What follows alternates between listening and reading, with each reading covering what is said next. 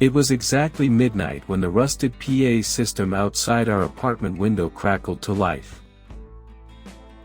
I shared a cheap, cramped three-bedroom apartment in the brutalist concrete blocks of the Oakhaven complex with two guys, Vince, a quiet analytical guy who spent his days coding, and Mark, a loud, impulsive fitness junkie. We didn't interact much with the other tenants. The complex was huge, housing around 600 people, mostly college students and low-income families. The static from the loudspeaker pierced the silence of the night, followed by a synthetic, monotone voice that echoed across the courtyard. Attention all residents. Today's community rule is as follows. Anyone who speaks more than 50 words today will be terminated. I repeat. Anyone who speaks more than 50 words today will be terminated. I was sitting in the living room, a half-empty beer in my hand. I scoffed. What kind of sick prank is that? Before I could say another word, the window above ours slid open violently.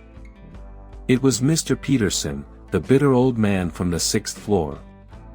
He leaned out into the cold night air, his face red with rage. Who the hell is playing with that loudspeaker? I have to be up for work at 5 in the morning. If you don't shut that garbage off right now, I'm calling the cops and having you thrown in a cell, you piece of. He stopped abruptly. It wasn't a natural pause. It was as if his vocal cords had been severed mid-sentence. His jaw hung open, but no sound came out. I stood by my window, watching in confusion as Mr. Peterson's eyes widened in sheer, unimaginable terror. His hands gripped the windowsill so hard his knuckles turned white. And then, as if pushed by an invisible, massive force, his body was vaulted over the ledge. He plummeted in total silence. A second later, the sickening crunch of bone and wet meat echoed through the courtyard. Blood splattered across the pavement in a dark, jagged starburst. The entire complex fell into a deathly, paralyzing silence. I opened my mouth to scream, my lungs filling with air. But a heavy, calloused hand clamped down over my mouth, suffocating the sound.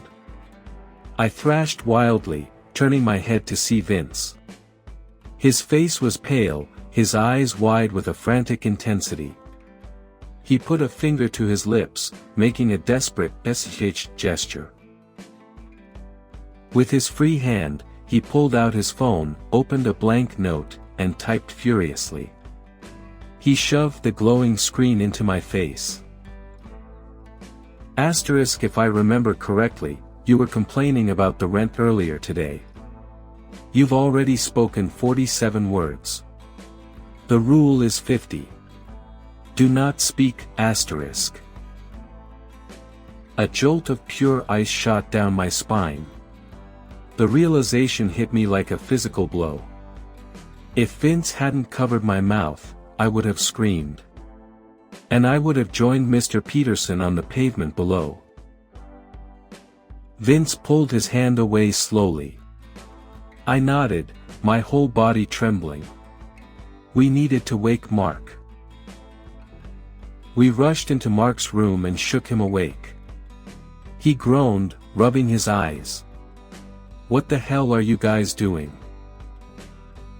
Vince instantly slapped a hand over Mark's mouth. Mark thrashed, but Vince shoved his phone into Mark's face, forcing him to read the text. Mark's eyes darted from the screen to our terrified faces. He swallowed hard and nodded. He had just wasted 7 words. For the rest of the night, we communicated entirely through our phones. We checked the complex's group chat, but there was no Wi-Fi. The cellular network was entirely dead. We were cut off from the outside world. We need to leave, Mark typed, his thumbs trembling. Now. We crept out of our apartment and made our way down the dimly lit stairwell. The silence in the building was suffocating. Every creak of our footsteps felt like a death sentence. When we finally reached the ground floor and looked out toward the main gate, our hope died. The massive iron gates of the complex, and the high concrete walls surrounding it, were entirely swallowed by a thick, impenetrable black fog. It roiled and twisted like living smoke, completely obscuring the street beyond. But that wasn't the worst part. Hanging from the archway of the main gate was the night security guard. His uniform was soaked in blood, his flesh charred black like coal. Beside his dangling corpse was a freshly painted wooden sign. Leaving the complex is strictly forbidden. We didn't need any more convincing. The guard's blackened corpse was proof enough. We retreated to our apartment, locked the heavy deadbolt, and waited in paralyzing fear. The next day, at exactly 12 noon, the PA system crackled to life once more. Attention! The community rules will now be explained. Listen carefully. Rule 1. A new rule will be broadcast every night at midnight. You must obey it strictly. Rule 2. When a new rule is broadcast, the previous day's rule is automatically nullified. Rule 3. High-voltage electric grids have been placed in the fog. Leaving the complex is forbidden. Rule 4. The survival game lasts for 10 days. On the 10th day, the rules will end, and the survivors may leave. The broadcast paused. I looked at Vince. His face was grim as he typed, *10 days. 10 different rules. One mistake means death, *. We have to ration our food, Mark typed. People will go crazy when they run out. We lock the doors and stay quiet. We spent the rest of the day suffocating in silence. The tension was unbearable, especially for me. I had 0 words left. If I muttered in my sleep, I was dead. When the clock finally struck midnight, the PA system hissed again. Community Rule 2. Anyone who sleeps for more than 3 hours today will be terminated. Note, the initial population was 600. Current survivors, 531. 69 people had died on the first day. Just from talking. Mark immediately grabbed a notepad and sketched out a schedule. * We are exhausted. Sleep is critical, but we can't overdo it. We sleep in 30-minute shifts. 1 person sleeps, 2 stay awake to monitor and wake them up, *. The second day was pure psychological torture. Sleep deprivation is a weapon, and the rule turned our own biology against us. Every time my eyes fluttered shut, Vince or Mark would violently shake me awake. The paranoia of oversleeping made every 30-minute nap feel like a frantic nightmare. And we weren't the only ones struggling. Throughout the day, the muffled, agonizing screams of residents echoed through the complex. Some were too exhausted to wake up. Some lived alone and had no one to shake them. Every scream meant another life extinguished. By the time midnight rolled around again, we were delirious, our eyes bloodshot, our bodies aching for rest. The speaker buzzed. Community Rule 3. Anyone who looks at sunlight today will be terminated. Current survivors, 397. Nearly 130 people had died from the sleep rule. But this new rule felt like a blessing. No sunlight. That was easy. We immediately grabbed black garbage bags and duct tape, sealing every window in the apartment until it was pitch black. We didn't leave a single crack. Once it was completely dark, we finally collapsed onto the floor, allowing ourselves to fall into a deep, unrestricted sleep. I don't know how long I slept, but I was jolted awake by a frantic, rhythmic pounding. Asterisk bang. Bang. Bang, asterisk. It was coming from our front door. I groggily checked my phone. 1:30 p.m. The apartment was completely dark. I crept toward the door. Through the heavy wood, I could hear frantic footsteps echoing in the hallway, accompanied by the sounds of doors being kicked, handles being rattled, and fingernails desperately scratching against the wood. Muffled cries pleaded from the other side. "Please. Let me in. The sun, it's burning. Open the door." I reached for the peephole, but Vince had covered it with thick black tape. I couldn't see anything. But the sheer terror in those voices sent a violent shiver down my spine. I backed away from the door, my heart pounding in my chest. I realized the true cruelty of the rules. The first day had silenced us. The second day had exhausted us. The third day trapped us in the dark, blinding us. We were slowly being stripped of our senses, our sanity, and our humanity. And we still had 7 days left. By the time the midnight chime echoed through the pitch-black apartment, my nerves were completely frayed. The sounds of desperate scratching at our door had eventually faded, replaced by an eerie, heavy silence. We had survived the third day. The rusted PA system hissed, breaking the quiet. Community Rule 4. After 1 a.m. tonight, anyone who looks at their own reflection will be terminated. Current survivors, 299. I exhaled a shaky breath. Over 300 people were gone. Half the complex had been wiped out in just 3 days. This new rule, however, was a direct upgrade from the last. We didn't just have to block out the sun, we had to block out ourselves. We immediately tore down the tape from the windows, letting the pale moonlight spill into the room, and began our desperate scavenger hunt. We grabbed the leftover black garbage bags and covered everything. The bathroom mirror was taped over. The television screen was buried under a thick blanket. We even taped over the stainless steel refrigerator and the dark, glossy screens of our cell phones. Once every reflective surface was neutralized, we collapsed onto the floor. Unlike the sleep deprivation rule, this one didn't physically torture us, but the psychological strain was immense. Moving around our own home felt like navigating a minefield.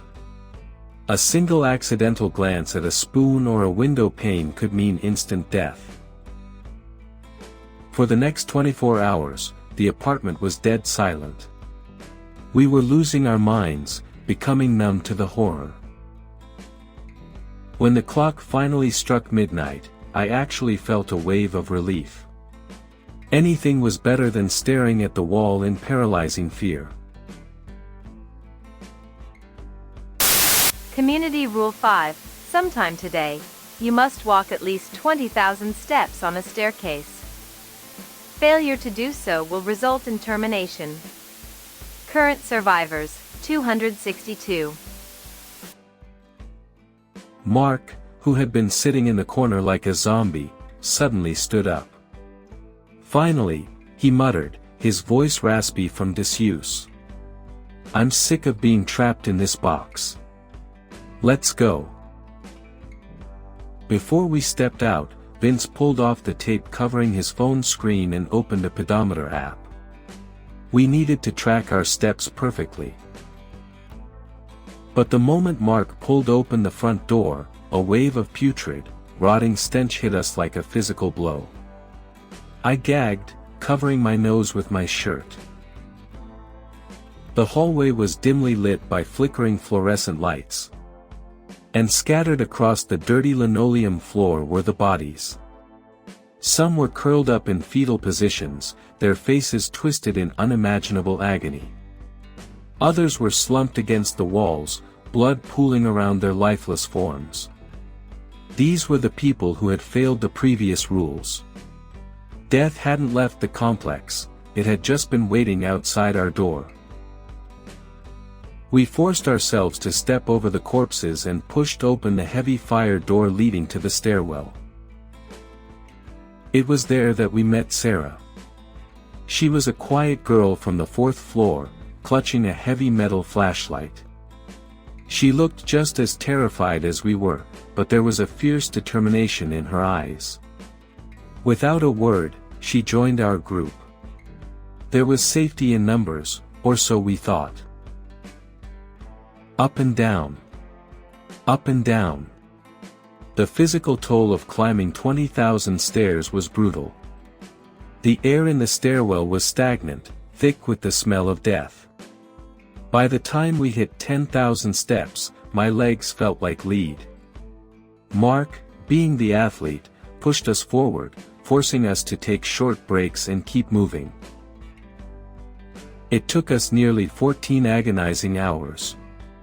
By 10 p.m., Vince's phone finally registered 21,000 steps. We did an extra 1,000 just to be absolutely sure. We dragged our exhausted bodies back into our apartment, collapsing in a heap of sweat and sore muscles. Sarah stayed with us. We had barely recovered when the midnight chime rang again. Community Rule 6. At exactly 12 p.m. noon today, all residents must proceed to the rooftop of their respective buildings. You may not leave until 12:10 p.m. Current survivors, 215. Vince frowned, staring at the speaker outside. This doesn't make sense. The rules are getting shorter. 10 minutes on the roof. That's too easy. Which means it's a trap, Sarah said quietly. The rules have wiped out over half the complex by just wearing us down, Vince analyzed, his eyes darting around the room. If the rule specifically forces us to an open, exposed location at a specific time, whatever is up there isn't going to be passive. At 11:50 a.m. the next day, we reluctantly climbed the stairs to the rooftop. The heavy metal door creaked open, revealing a wide, flat concrete expanse. A rusted water tower stood in the center, casting a long shadow. Dozens of other residents were already there, standing in nervous clusters. The atmosphere was thick with dread. We huddled near the water tower, our eyes locked on the time. 11:59 a.m. Suddenly, a woman near the edge of the roof screamed, pointing up at the sky. I looked up. High above the smog-filled clouds, a small black speck appeared. A second later, there were a dozen. Then 100. A massive, swirling swarm of black shapes was hurtling down toward the complex at breakneck speed. As they got closer, the horror set in. They were birds, but not any birds I had ever seen. They were massive, grotesque creatures with pitch-black feathers and glowing, crimson-red eyes. Their beaks were jagged and serrated, dripping with a foul-smelling dark liquid. Get to cover. Mark roared. But there was nowhere to hide. The rooftop was completely barren, save for the water tower. The flock descended like a nightmare.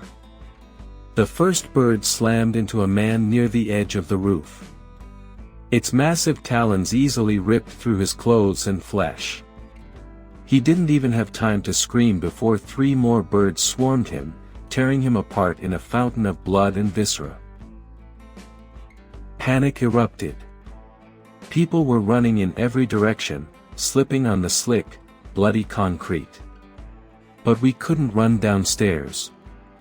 It wasn't 12:10 p.m. yet. Leaving the roof meant instant death from the rule. We pressed our backs against the cold metal of the water tower, watching the massacre unfold. The birds were ruthless. They dove from the sky, ripping people to shreds in seconds.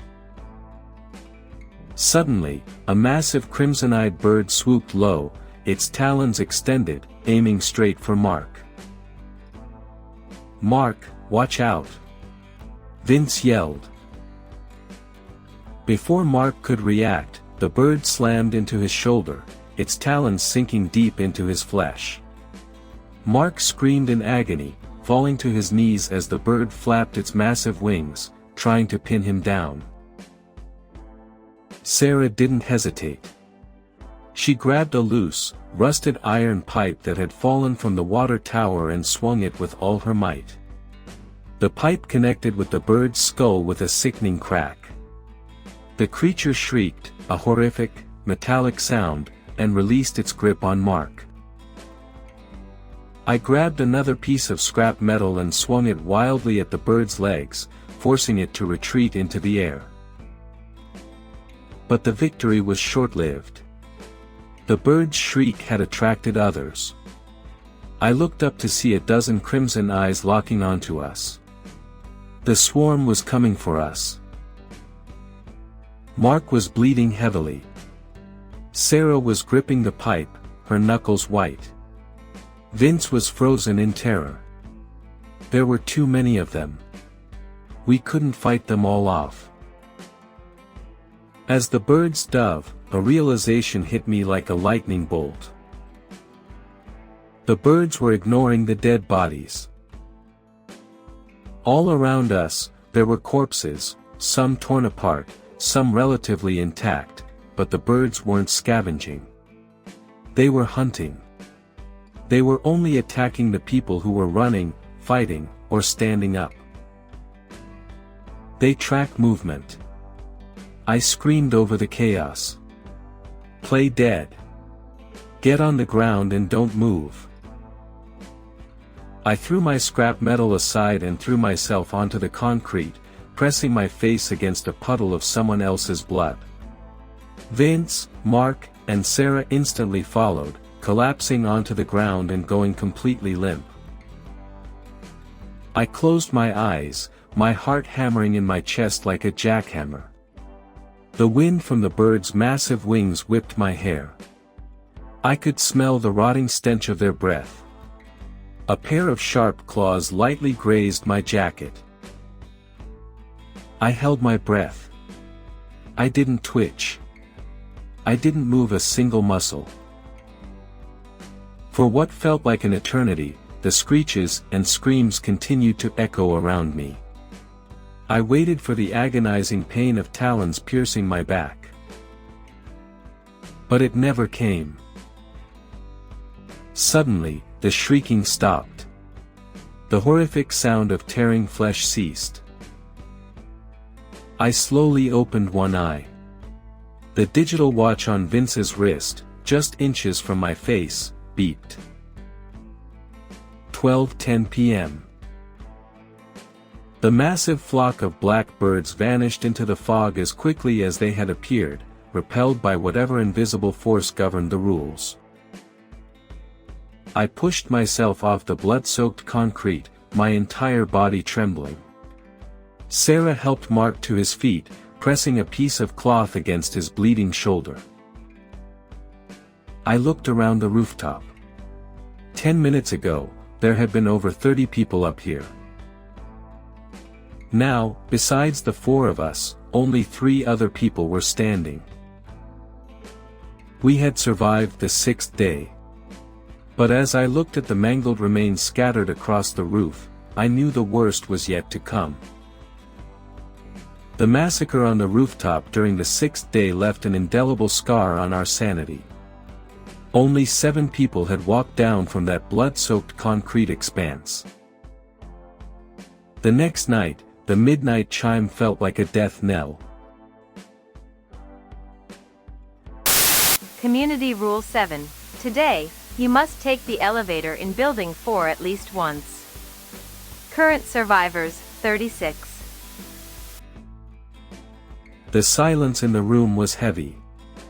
Out of the 600 people who lived in this complex, only 36 were left. We made our way to Building 4. The elevator was locked on the 18th floor. We climbed the stairs and hid in the stairwell, watching. A terrified couple arrived first. They pressed the button, and the doors opened to an empty car. Relieved, they stepped inside. The doors closed. The digital floor indicator suddenly glitched, plummeting from 18 to 11 in a split second. A sickening crunch echoed from the elevator shaft. When the car returned, the couple had been reduced to a pile of crushed bones and pulverized flesh. "The elevator isn't just a box," Vince whispered, his eyes wide. "It's a roulette wheel. But there's a pattern." We watched 2 more groups die. An older man was dropped from floor 11 to 4. A group of 4 was dropped from floor 10 to 3. -7, Vince said suddenly, grabbing my arm. "The elevator always drops exactly 7 floors from the previous starting point. The next drop will be from floor 3, looping back to 20, -7, it will drop to 16. It's only a 2-floor drop. We can survive that." We rushed into the bloody elevator before anyone else could. The doors closed. The number 16 flashed on the screen. The floor dropped out from beneath us. The impact threw us to the ground, rattling our teeth and bruising our ribs. But we were alive. We dragged ourselves back to our apartment, completely battered. Community Rule 8. At 12 p.m. noon, residents must report to Building 4 to clean the electrical rooms assigned to them. Time limit, 5 minutes. Current survivors, 9. The PA system then rattled off a list of names and floors. I was assigned to floor 7. Sarah to 8. Vince to 9. Mark, too injured to participate, was thankfully left off the list. "We have to separate," Vince said, handing us walkie-talkies he had scavenged. "Whatever you see in there, just clean it. You only have 5 minutes." At noon, I stood in front of the electrical room on the 7th floor, gripping a short shovel.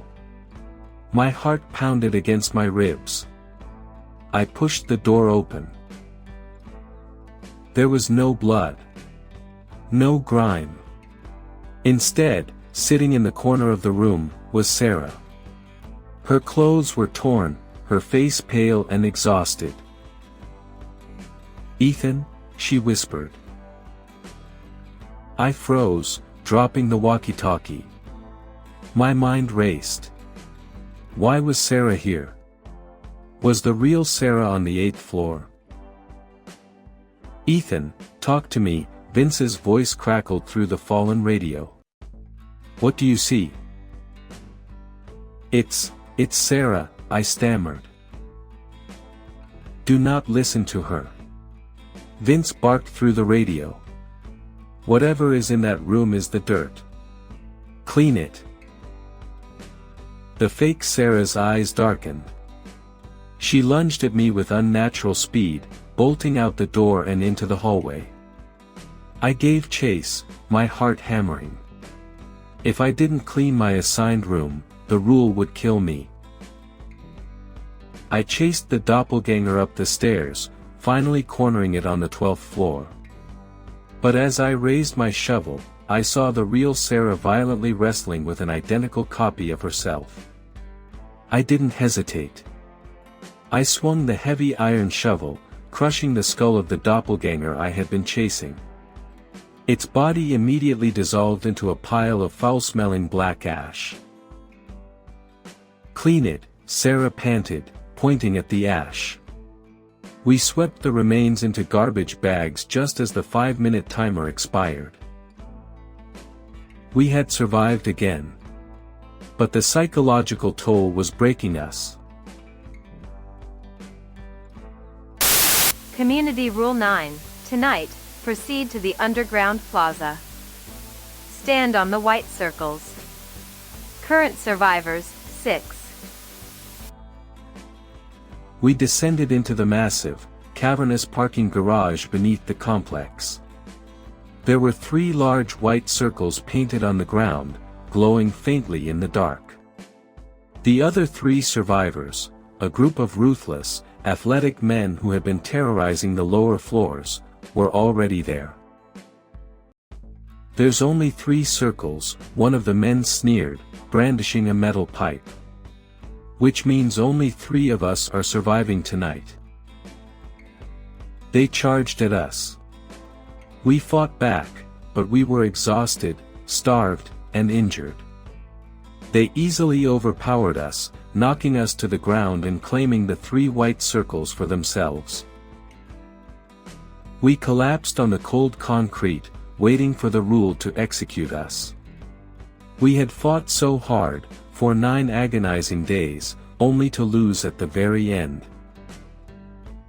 But as the clock struck midnight, the 3 men standing in the white circles began to scream. Pillars of searing, blinding fire erupted from beneath the circles, swallowing the men whole. They thrashed and wailed in agony, but an invisible force locked them inside the burning rings. "They aren't safe zones," Vince whispered in horror, watching the men burn to ash. "They're sacrificial altars." The rules were designed to punish greed and panic. By losing the fight, we had won our lives. The fire from the altars didn't die down. Instead, it began to spread, licking at the concrete pillars and the ceiling of the underground garage. The complex was burning. Community Rule 10. The complex has entered its final sequence. Please leave the complex after 1 a.m. Current survivors, 3. The PA system crackled and died for the last time. We didn't need to be told twice. We grabbed Mark, supporting his weight between us, and limped toward the main gate. The thick, black fog that had trapped us for 10 days was dissipating, revealing the glowing streetlights of the city beyond. The charred body of the security guard had crumbled to dust. We stepped past the rusted iron gates, the cool night air hitting our faces. Behind us, the Moonlight apartment complex was consumed by a raging inferno, erasing every trace of the nightmare we had endured. We didn't look back. We just kept walking into the night.